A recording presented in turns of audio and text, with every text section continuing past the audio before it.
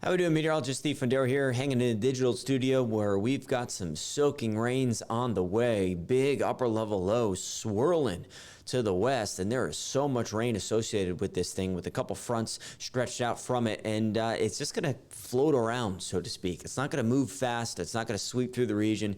It's just going to float around, and as a result, we're going to get socked with a good amount of rainfall, especially tonight into our Wednesday, where Wednesday looks to be a good soaker. And now out there for our Tuesday evening, some on and off showers here or there, some of which are occasionally heavy. At times, there'll be a burst of rainfall here or there across the peninsulas, moving into Isle of Wight, close to Wakefield, a few showers out towards Suffolk as well, out towards Hertford County with Ahoskie and Windsor getting soaked with some moderate rainfall. Kind of here or there rainfall as we head throughout the rest of our afternoon and evening. Temperatures have climbed into the mid-70s. They've kind of been stuck in the 70s all day, but there were periods of time this afternoon we saw a little brightening in the cloud coverage, so to speak. The humidity creeped up as well, so it did feel warm at times. The breeze, though, is picking up out of the east, and this is something we're going to notice as we head through the night and then through our Wednesday, almost setting up what could be like a June nor'easter in a way.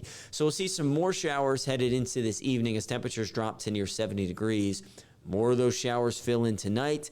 The stationary front associated with this upper level low just kind of wiggles and meanders into the region, and we set up some soaking rains for Wednesday.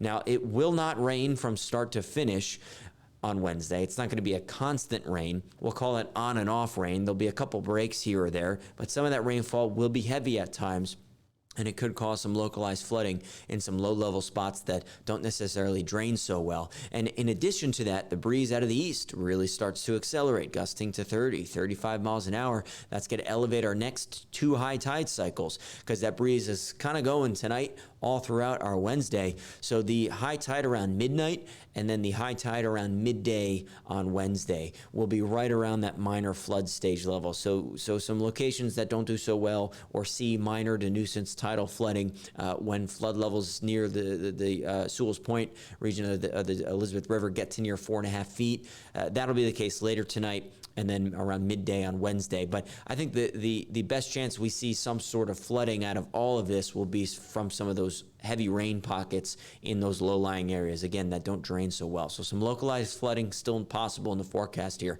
Going into Wednesday afternoon and Wednesday evening, there'll be a little bit of a break in the rain here or there.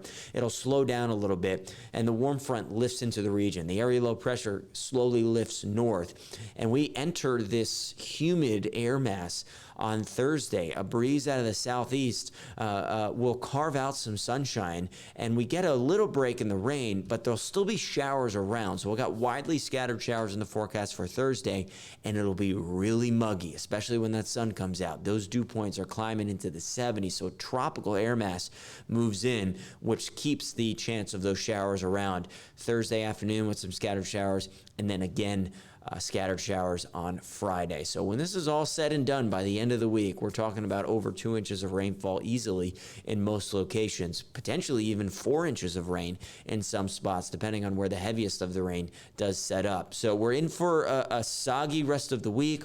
The best chance of rainfall is going to be tonight throughout our Wednesday before it turns, let's say, more intermittent or scattered on Thursday and Friday. In the tropics, there's nothing really new with Tropical Storm Brett. It's still on track to make its way into the Caribbean by the end of the week and into the weekend. As now a strong tropical storm, it'll be on the fringes of trying to become a hurricane as it moves into the Caribbean, but by then it'll likely be weakening. So by the weekend, we'll see where it goes from there. There are indications that do have it kind of falling apart, which would be best case scenario. Behind Brett, though, there's another area of development which is likely to gain tropical development over the next 2 days or so. That one has a better chance to just completely stay out at sea in the Atlantic. So we'll monitor both systems closely. Not unusual to see, tropical activity in June. Of course, it is hurricane season. It is kind of unusual to see it that deep in the Atlantic, though. Typical areas of development in June are closer to the Gulf of Mexico where the waters are warmer. So it is kind of interesting to see that because that's more typical of like August and September. But locally, we're not talking about tropical activity. We're talking about maybe some air that feels tropical because it'll be muggy over the next couple days, and we're talking about a good amount of rainfall. So tonight, here are those scattered showers that fill in. This is midnight all the way through our Wednesday morning commute, which is when the rain will be heavy at times. Then we've got on and off rain through lunchtime, through the afternoon and the evening. Then a little bit of a break Wednesday night into Thursday. Here we go, Thursday morning. The breeze now flips out of the south. We enter that muggy air mass. We get some breaks of sun. Temperatures climb back to the mid-80s. It'll feel really muggy and warm. There'll be some scattered showers around, so we're not totally dry on Thursday. Afternoon and evening showers could be likely.